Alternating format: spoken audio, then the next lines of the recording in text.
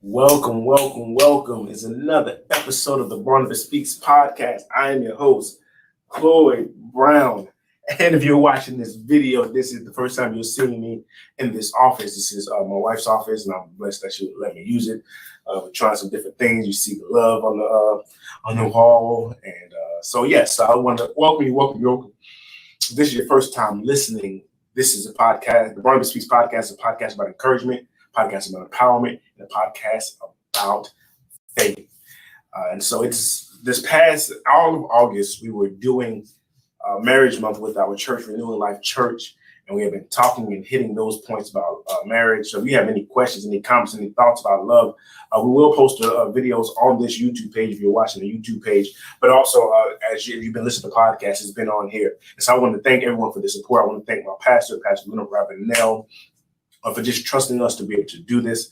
So what I want to do is definitely, so if you're in the Raleigh area, or maybe you're not in the Raleigh area right now because we're doing social distance church, but if you're in the Raleigh area, you're looking for a church home, you're looking for somewhere to put your hand to the plow, I want you to consider partnering with Renewing Life Church. We are currently nestled in Southeast Raleigh, but really currently we're nestled on social media. So we have a Facebook page, we have an Instagram, we have a YouTube, and we have a Twitter. And so I just encourage you to just consider visiting with us, consider partnering with us. And so if this episode was sponsored by anybody, I'd be sponsored by Renewing Life Church. And so I want to thank my pastor just for his encouragement, empowerment, and also allowing us to do what we did for the month of August. Also allow him the opportunity to get some rest for prayer and just kind of a reflection. So thank you, Pastor Rav. So we have been talking about that, and I've been reading. So with the ability to, when doing that, it gave me some time to study and to read and to look at a few more things. If you're watching YouTube, you see me yawn a few times. Let me get and sip this coffee and to really begin to study about some things. And so over the month of August, I with my brother, Elder Kevin Hill, please forgive me, Elder Kevin Hill. I said that because I know Elder Kenneth. And so Elder Kevin Hill, I said, Pastor, it's coming. But Elder Kevin Hill, my brother, outside of my wife, it's probably one of my closest friends. And so we talk every day, we kind of pour over different things. And so I appreciate him. So we have been reading this book, Misreading Scriptures Through Western Eyes. And it was really just a different look. And so as we were talking, and part of the things, like the first section, just talks about sex, money, and food. And that is what we're going to talk about. As you know, that we normally do series. So we're going to break off into this series. I also have some surprises for you. A couple people that would like to join the podcast, and so I would like to have them on there. There'll be male and female, and so I want to definitely invite some people on, and we're going to discuss this thing. I do have some things coming up, and I'll share those as it comes along. But I just want to definitely welcome you to this podcast. Welcome to this new episode: Sex, Money, and Food.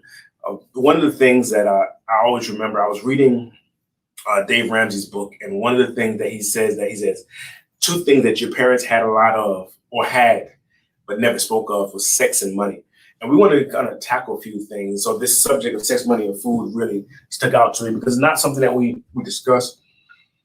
Sometimes we get so on high spiritual things, we don't talk about these things. And how do you equip?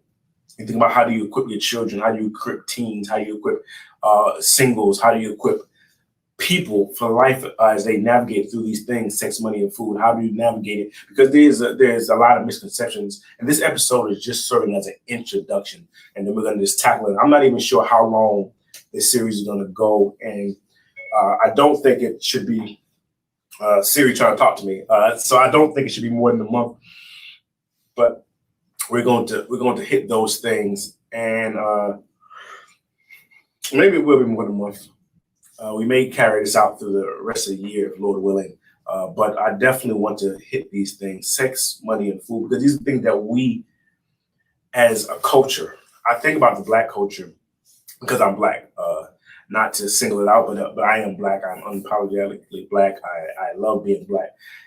It's not the sum total of who I am, but it's very important who I am. But but my point of saying that is that in our culture, and I think a lot of times it happens in a lot of the low socioeconomic cultures, the low middle class cultures, where we don't talk about a lot of things. And a lot of times it's because our parents don't have time to talk about it because they're working. I am a latchkey kid. If you don't know what a latchkey kid is a person that they got it from the latchkey till you had the key around your neck. And so that's what it was, a latchkey kid. And you're supposed to hide the key. No one's supposed to know you have the key. You're supposed to go home, unlock the door, get in there, lock it, don't open the door for nobody. That's because you were just kind of like, as I was the older brother, by the time I became this latchkey kid. And so I took make sure that I got my brother off the bus, got him off the bus, got him inside, and we ate our snacks and make sure we did our homework. And so that was kind of our life because my mom worked at night and she worked 2 jobs. My dad, he sold insurance, but he also had other jobs. I was in it to kind of make ends meet. So even in a 2-family household, it was still requiring that they were working. So I was a latchkey kid.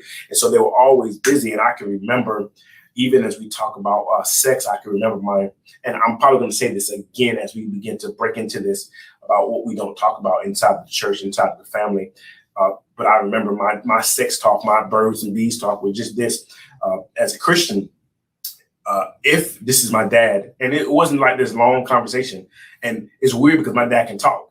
So, it was if one wait till until marriage to have sex. But if you can't, make sure you use a condom, make sure you use protection. That was it. And it wasn't really, but I guess I will say that I was kind of privileged because it was never "don't bring a baby home" or anything like that. But this is what he told me, and so that was the total summation of my sex talk with my family and my parents. And if you think, and I think about church, I don't even think we ever scratched the surface of this because it was something that we run away from inside the church. And so if the two places where this village is supposed to be, where we're supposed to learn this is the family. Excuse me, the household, your most immediate village, and then the church, which is supposed to be a broader village, your faith family, and they don't touch on it. How are you supposed to learn? And so a lot of times, in my undergraduate studies, my degree is in social psychology, and so it's a mixture of sociology and psychology. And so as I did research, there's a lot of people that are specifically in the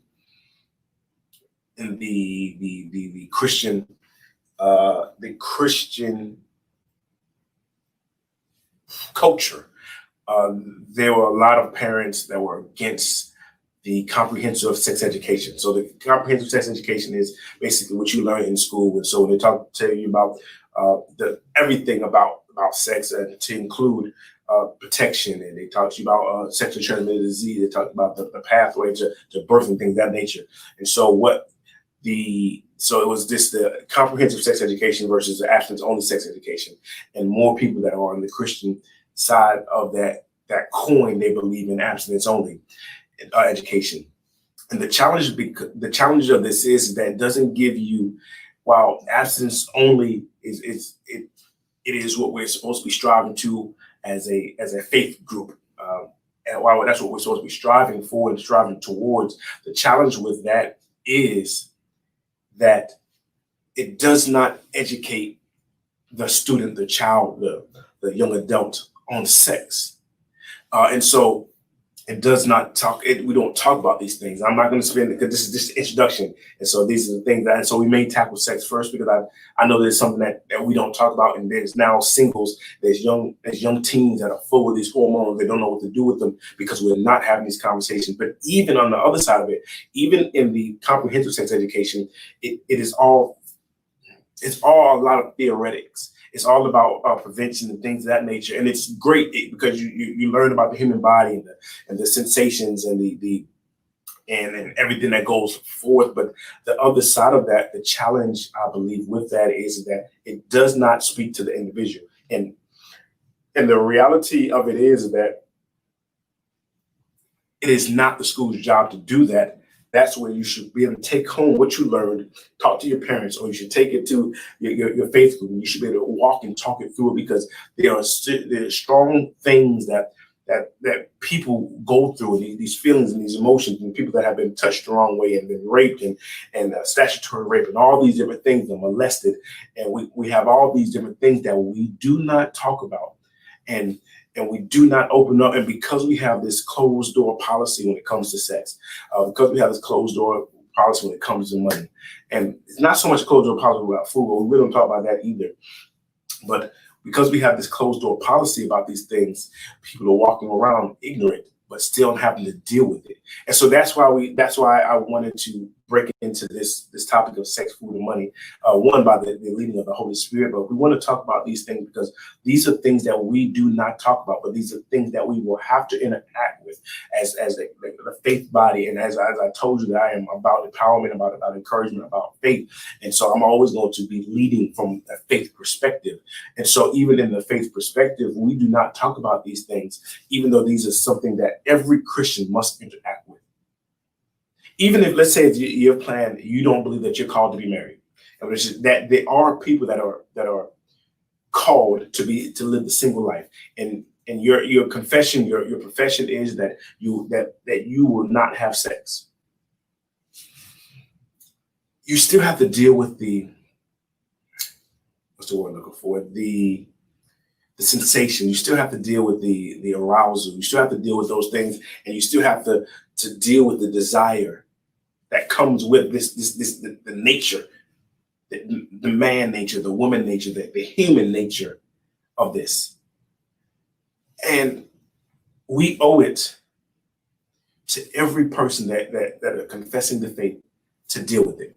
What kind of led us to the book, and I got to make an adjustment on this.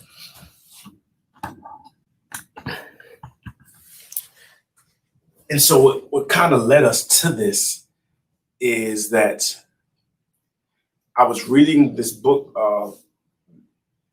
Misreading Scripture Through Western Eyes. And one of the challenges that they said that we had is that we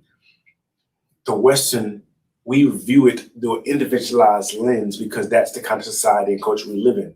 But if we read it from the perspective of the culture, or where this Bible was written, it was not written from a perspective of an individualized lens, because it was more community based, more group based. And so even in the sense of how they even think about, if you think about trying to abstain from sex, it was a group effort, if you will. If they believe that if you left a person to deal with that temptation by themselves, they would more than likely fail because they're trying to deal with it by themselves. But if we did it in a group effort and we open it up to the group, we open it up to the village, we're there to help to equip. So it would not be abnormal for two teenagers, and this is strictly directly from the book. It would not be abnormal for two teenagers going on a date. It would be actually awkward for them to go by themselves. It said that why would we even put them into that place where they would have to try to handle that temptation by themselves? Even as young adults, this is that same thought that would have to, and because we live in such an individualized culture, we believe that your battle is between you and God. And the fact is that God gave, this is God's confession. It is not right that man should live alone. So we should be living in community in that sense. But because we live in such an isolated, and we live in our silos, I know what I want to say, but please forgive me. But because we live in these individualized bunkers, for lack of a better phrase, because we live in that, we keep all these things private, and we're trying to fight these things private. It was never meant for that. I really believe this. I believe that we are meant to live in community. And so we move on even to money. Is the fact is that that's something that we just don't, not in the family of the low socioeconomic, and not just in the family of the low middle class or even the middle class, but even as adults, like the fact is that we hold private how much we make. We hold private, whether what we're investing in, this and that.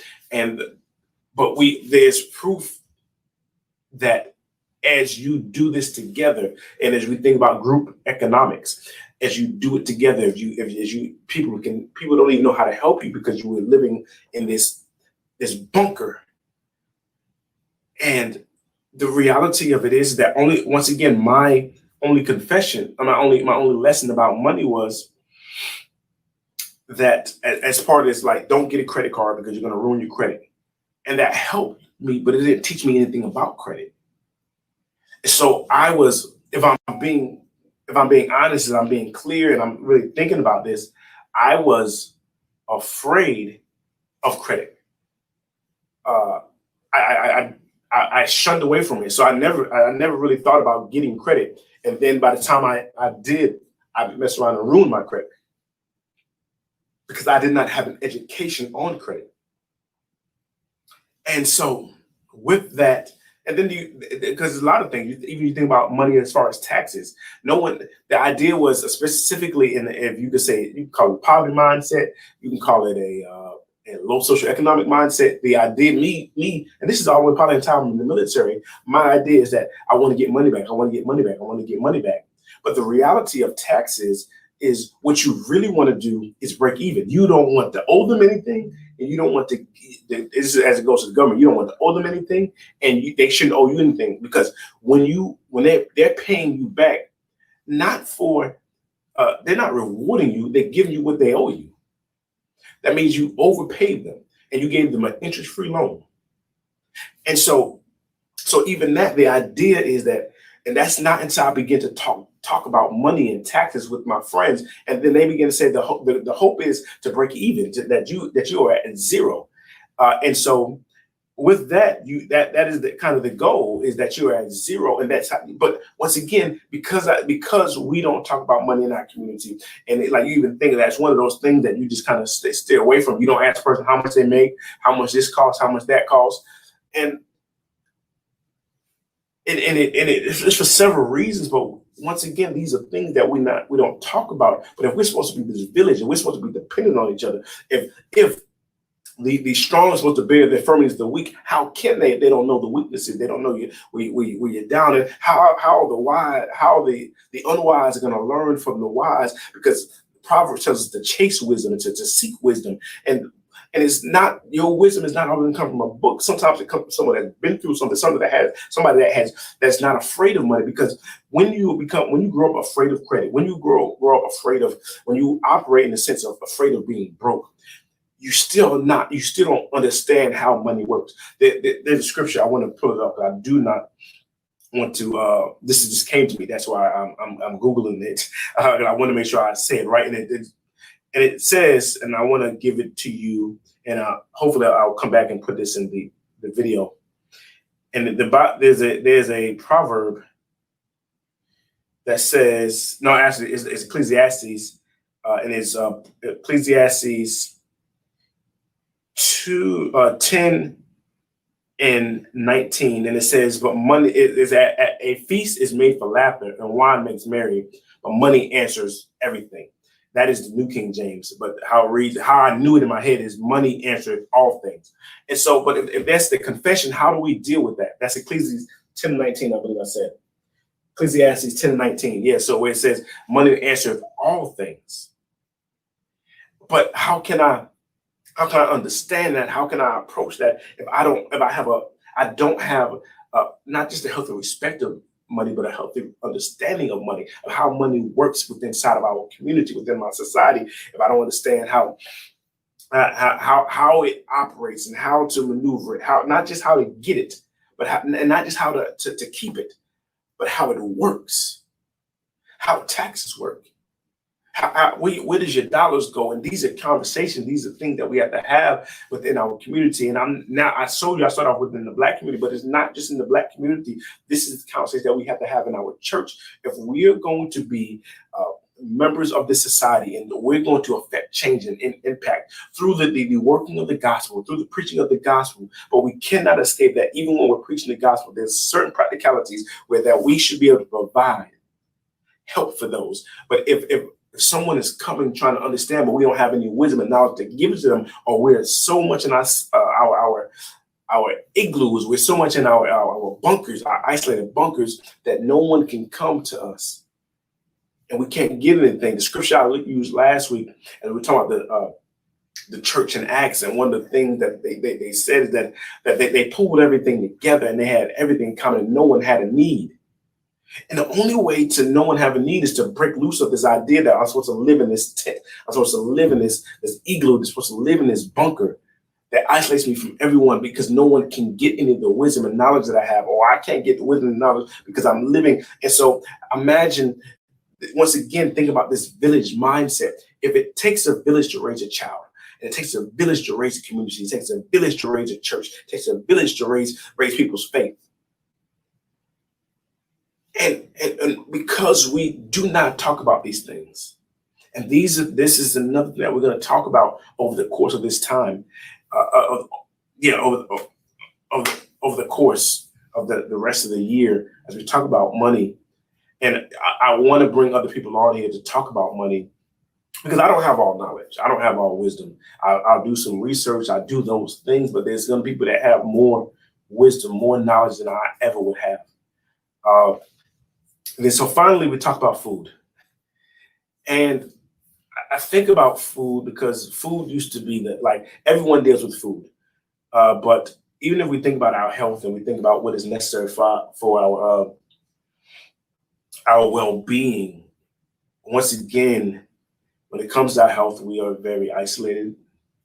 We isolate ourselves from it. We don't talk about it. And a lot of times when we think about food, is that a lot of our memories, a lot of things that we do comes with food. Like if you think about, I read a tweet by one of my friends that said that they were retweeting something, and it basically said is stop making all day center around food. And then my friend responded to the tweet and was saying that, well, a lot of people align big things with food. If you think about even like your holiday weekends is food. You think about Thanksgiving, that's a big meal. Christmas, still a big meal. You think about Labor Day and 4th of July and Memorial Day, we're cooking out on the grill and all those different things. All these food ideas, but because once again we do not talk about how to live a healthy life. We once again we isolate ourselves when we're struggling with weight loss. And the fact is that if you think about the people that are successful in their weight loss, they did it in group settings. They did it with whether it's P90X, or they did the Zumba, they did the what is the big thing right now? It comes to me in a second. And they did all these things that came as a group. This group mindset of fitness. And so what we're breaking with the purpose of this series of podcasts that we're about to launch and I'm introducing, is the purpose of this is really to get back to community. Last week I was talking about community, and to get back to the community.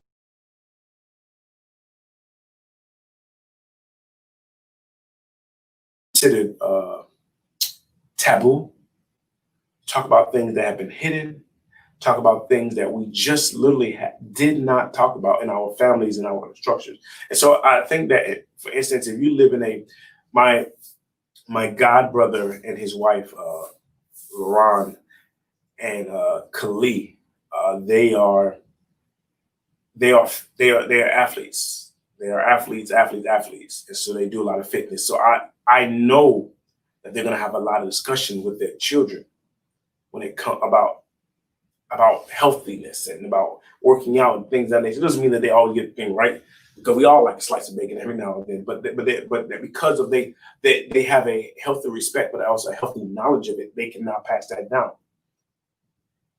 And I have friends that are really one of my line brothers, Zach. He is in finance, and so I know that when he gets to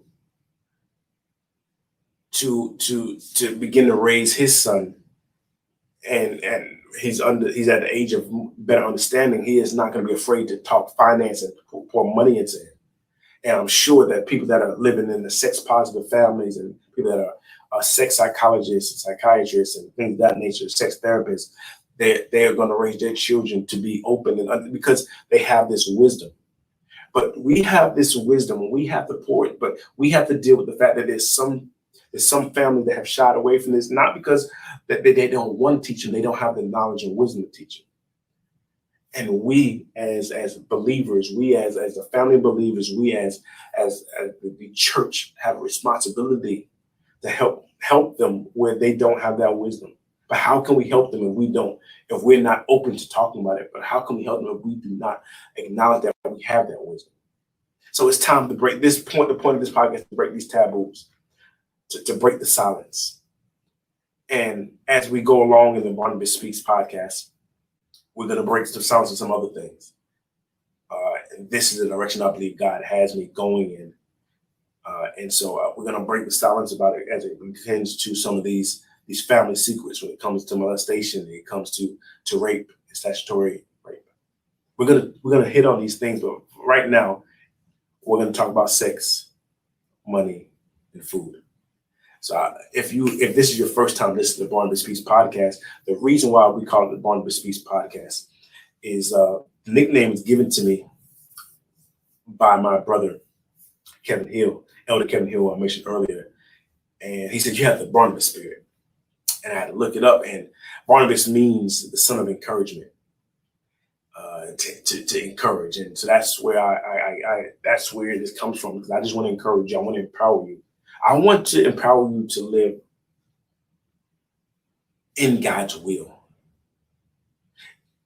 I want to empower you to have the wisdom that God is freely given. James tells us that if any man lacks wisdom, let him ask of God, and it shall be given freely unto them. So my hope, my desire is to open up this lane for wisdom for this discussion. And so we're going to tackle some things, but right now we're going to talk about sex, money, and food. And we're going to talk about in a broad sense. I'm really praying and God would open up some doors to where we can bring some people that are experts on here. I don't have that yet. So if you're listening, you know someone that has this expertise and they don't mind. I don't have at this point, we're not at the point to where I can to pay people to come on the podcast, but we'll pray that one day we get there. But I just want to, if you're open to you want to talk about it, or maybe you're not an expert, but you want to have a discussion and you want to have a discussion on the podcast, reach out to me. So if you want to be part of that, you can reach me at you can reach me at Cloyd.s.brown at gmail.com. Cloyd.s.brown@gmail.com. Additionally, if you have any, if you want to reach out to me on social media, I am Cloyd Brown on all of my platforms. On Twitter at Cloyd Brown, on Facebook Cloyd Brown, and on Instagram at Cloyd Brown. So if you want to reach out to me, definitely reach out. I thank you for listening and now watching another episode of the Barnabas Speaks podcast. I pray this has been a blessing to you. This has been one of our shortest ones, but we're going to get into this. I'm praying and preparing, and I'm ready to just tackle this subject. We got some surprises for you, and hopefully this series blesses you, because we're going to talk about it. Sex, money, and food. We're going to tackle it. We're going to hit it. And once again, remember, tell your friends, share this podcast. If you're on iTunes, subscribe. If you're on Google Play, which I think has gone now to kind of YouTube, I have to look into that. If you're on there, definitely subscribe, like, give me 5-star rating if this has been a blessing to you, so we can get this podcast out there. If you believe that this has been a blessing, I don't normally do this, but if you believe this podcast has been a blessing, tell your friends, subscribe to the podcast, share this podcast, share this YouTube channel, whatever it may be. I pray for your support. I'm thankful for your support. And I'm thankful that for those that listen faithfully, I'm grateful. God bless you. We're going to tackle it. Sex, money, and food. And remember, never let your independence rob you from your dependence on God. God bless you. God love you.